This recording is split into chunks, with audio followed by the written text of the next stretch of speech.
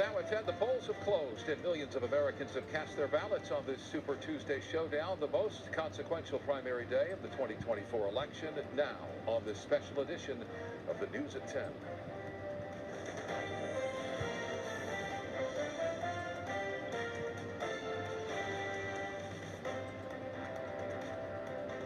Good evening once again. I'm Micah Holm. And I'm Chair Calvin. President Biden and former President Donald Trump both locked in key wins as millions of voters in 16 states plus the U.S. territory of American Samoa cast their ballots today. But neither got enough delegates to clinch the nomination for their respective parties tonight. And Nikki Haley claimed her second victory, winning the state of Vermont.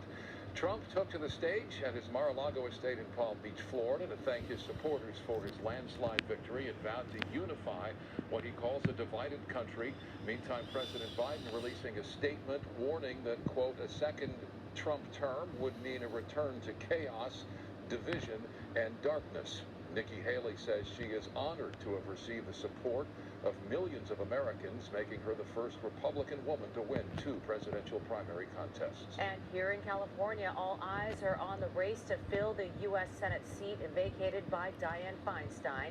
We have live team coverage with Shelby Nelson live in Palm Desert with the Steve Garvey campaign. Chip Yost is live in Long Beach with Katie Porter, and John Fenolio is live in Hollywood at Adam Schiff headquarters. And we have complete coverage, including analysis from our panel of experts here at the desk. But first, some results coming in at this hour as we look to the presidential primary here in the state of California. No surprise on the Republican side, Donald Trump with 75% of the vote to Nikki Haley's 21%. Looking at the Democratic presidential primary across California, Joe Biden with 90% of the vote, Marianne Williamson with 3% of the vote. Again, no surprise as these were anticipated coming into Super Tuesday. And now let's take a look at the California U.S. Senate, where we have Adam Schiff as the leader here with 34% of the vote, and Steve Garvey, he will face off with Adam Schiff in November. 40% of the vote, 40% of precincts reporting right now. That was for the unexpired term to fill out the rest of the late Dianne Feinstein's term. This for the full term that would take effect at the beginning of 2025.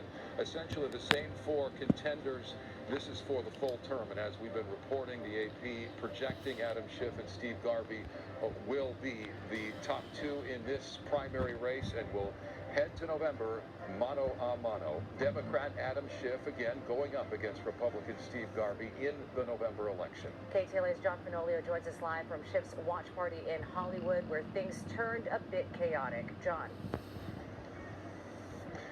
Sure, Micah, that's right. It did get very disruptive here as Adam Schiff took the stage to thank his supporters, to thank the Democratic establishment that has supported him through this entire race. A group of about a dozen or so anti-war protesters began shouting, "Ceasefire now, ceasefire now." They were, of course, referring to Israel's war in Gaza.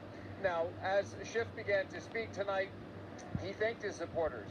Political observers have said that this was Schiff's race to win. Of course, we now know that the top 2 vote getters in this election will head to a runoff in November. But first, before we get to that disruption, here's what Schiff had to say to his supporters just moments ago.